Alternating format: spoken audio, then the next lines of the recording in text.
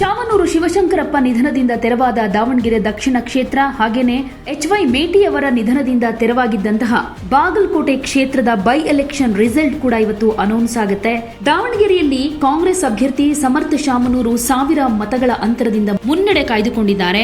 ಇದುವರೆಗೂ ಮುನ್ನಡೆ ಕಾಯ್ದುಕೊಂಡಿದ್ದ ಬಿಜೆಪಿ ಅಭ್ಯರ್ಥಿ ಶ್ರೀನಿವಾಸ್ ದಾಸ ಕರಿಯಪ್ಪಗೆ ಇದೊಂದು ರೀತಿ ಆತಂಕ ಹೆಚ್ಚಾಗಿದೆ. ಇನ್ನು ಉಮೇಶ್ ಮೇಟಿ ಬಿಜೆಪಿಯ ವೀರಣ್ಣ ಚರಂತಿಮಠ ಅವರ ವಿರುದ್ಧ ಸುಮಾರು 10,000ಕ್ಕೂ ಹೆಚ್ಚಿನ ಮತಗಳ ಅಂತರದಿಂದ ಮುನ್ನಡೆ ಕಾಯ್ದುಕೊಂಡಿರುವುದರಿಂದ ಆರಂಭಿಕ ಟ್ರೆಂಡ್ ನೋಡ್ತಾ ಇದ್ರೆ ಎರಡೂ ಕಡೆ ಕಾಂಗ್ರೆಸ್ ಗೆಲ್ಲೋದು ನಿಶ್ಚಿತ ಅಂತಾನೆ ಹೇಳಲಾಗ್ತಾ ಇದೆ. ಸಾಕಷ್ಟು ಜಿದ್ದಾಜಿದ್ದಿನ ಕಣವಾಗಿ ಮಾರ್ಪಟ್ಟಿದ್ವು ಎರಡೂ ಕ್ಷೇತ್ರಗಳು. ಮುಸ್ಲಿಮರಿಗೆ ಟಿಕೆಟ್ ಕೊಟ್ಟಿಲ್ಲ ಅನ್ನೋ ಕಾರಣಕ್ಕಾಗಿ ಕಾಂಗ್ರೆಸ್ ಕೈ ಹಿಡಿಯೋದಿಲ್ಲ ಈ ಸಲ ಮುಸ್ಲಿಮರು ಅಂತ ಹೇಳಲಾಗ್ತಾ ಇತ್ತು. ಆದರೆ ಸಮರ್ಥ ಶಾಮನೂರು ಈಗ ಮುನ್ನಡೆಯನ್ನ ಸಾಧಿಸ್ತಾ ಇರೋದನ್ನ ನೋಡಿದ್ರೆ ಮತ್ತೆ ದಾವಣಗೆರೆ ಕಾಂಗ್ರೆಸ್ನ ಭದ್ರಕೋಟೆಯಾಗೋದ್ರಲ್ಲಿ ಯಾವುದೇ ಡೌಟ್ ಇಲ್ಲ. 1000 ಮತಗಳ ಅಂತರ ಇದೆ. ಇನ್ನು ಸ್ವಲ್ಪ ಹೊತ್ತಿಗೆ ಅದು ಕೂಡ ಚೇಂಜ್ ಆಗಬಹುದು.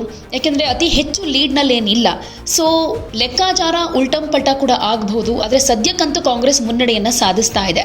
ಇನ್ನು ಬಾಗಲಕೋಟೆ ವಿಚಾರಕ್ಕೆ ಬರೋದಾದ್ರೆ ಬಿಜೆಪಿಗೆ ಅತಿ ಹೆಚ್ಚು ಆತ್ಮವಿಶ್ವಾಸ ಇತ್ತು. ಕಳೆದ ಸಲ 5-6 ಸಾವಿರ ಮತಗಳ ಅಂತರದಿಂದ ವೀರಣ್ಣ ಚರಂತಿಮಠ ಸೋತಿದ್ರು ಕಾಂಗ್ರೆಸ್ ವಿರುದ್ಧ.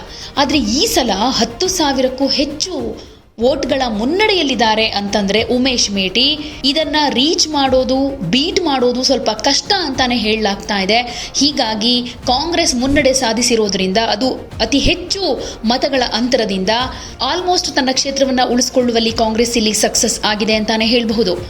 ಸೊ ಸ್ವಲ್ಪ ಹೊತ್ತು ಕಾದು ನೋಡೋಣ, ಕ್ಲಿಯರ್ ಪಿಕ್ಚರ್ ಸಿಗುತ್ತೆ. ಆದರೆ ಸದ್ಯದ ಟ್ರೆಂಡ್ ಪ್ರಕಾರ ಈ ರೀತಿಯಾಗಿರೋದ್ರಿಂದ ಎರಡೂ ಕಡೆ ಕಾಂಗ್ರೆಸ್ ಗೆಲ್ಲೋದು ಖಚಿತ ಅನ್ನೋ ಚಿತ್ರಣ ಸಿಗ್ತಾ ಇದೆ.